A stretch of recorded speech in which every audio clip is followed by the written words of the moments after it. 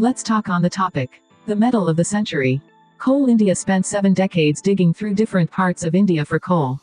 But all of a sudden, it's trying to play a new game. Recently, it's been trying to get its hands on salty lakes in Argentina. We get it, that's a weird pivot to make.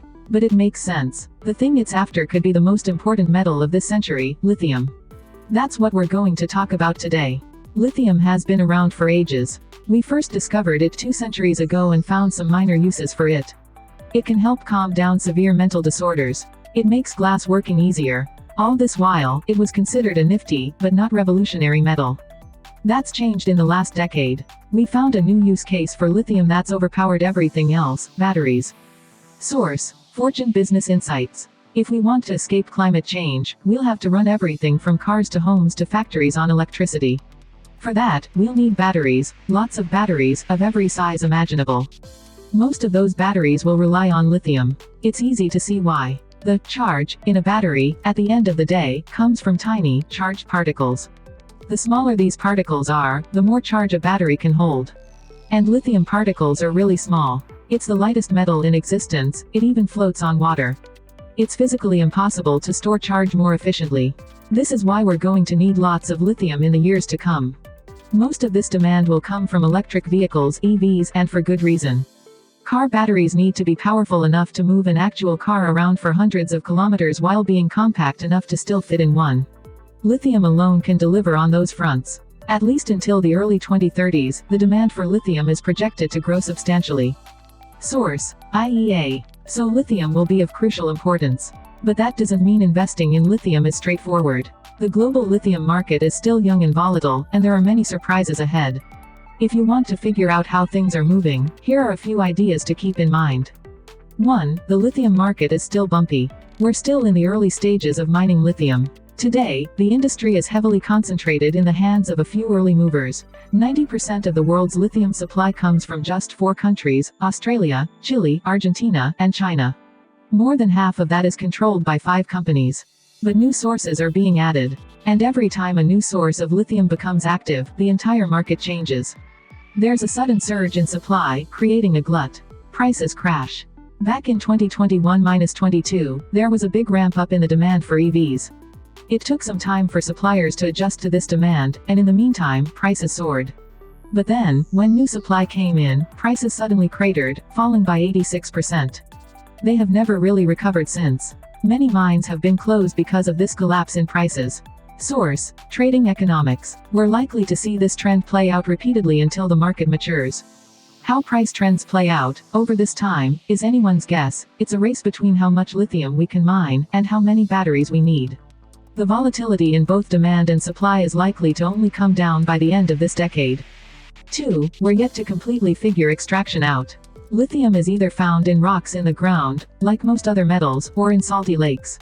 We're good at extracting lithium from rocks. More than 2/3 of our supply currently comes from there. But we're still really bad at extracting lithium from lakes. That process is still extremely inefficient and time-consuming. There are some promising technologies in the works, but nothing that we can really deploy at scale. That's a problem, for 2 reasons. 1. It means a lot of the Earth's lithium is inaccessible to us. 2. Mining is a controversial process, with tremendous political and regulatory risks. Small changes in the law can completely wreck decade-long mining plans. Mining requires political stability and predictable environmental compliance regimes, which need not always be around. The future of our lithium supply depends greatly on the extent to which we're able to diversify away from rock-based mining. 3. The lithium market is actually 2 products: lithium carbonate and lithium hydroxide. Lithium carbonate is cheaper to extract, easier to handle, and easier to work with. Most new refineries begin with extracting lithium carbonate. On the other hand, lithium hydroxide is volatile, and can't be moved around too much after extraction. It's generally just a harder chemical to work with. But here's the catch: lithium hydroxide makes better batteries that hold their charge for longer. Both chemicals are currently in use. High-end electric vehicles tend to use lithium hydroxide. On the other hand, some cheap Chinese manufacturers are experimenting with lithium carbonate batteries. How will things look 5 years from now? We don't really know. The compound that wins out, in the long run, will shape the entire industry. The economics of the industry, its supply chains, and the products it allows for will all be driven by this race. 4. Lithium doesn't yet behave like a commodities market. Rechargeable batteries require extremely pure lithium. That's really hard to extract. Because the lithium market is extremely young, there are no industry-wide standards that you can blindly rely on just yet. Each battery manufacturer has tremendous market power, and they all impose their own specifications. They maintain their own quality control checks, each of which is likely to be stringent. A lithium refiner is somehow expected to navigate this entire maze. Because of this, at the moment, the lithium market behaves both like a commodities market and a specialty chemicals market.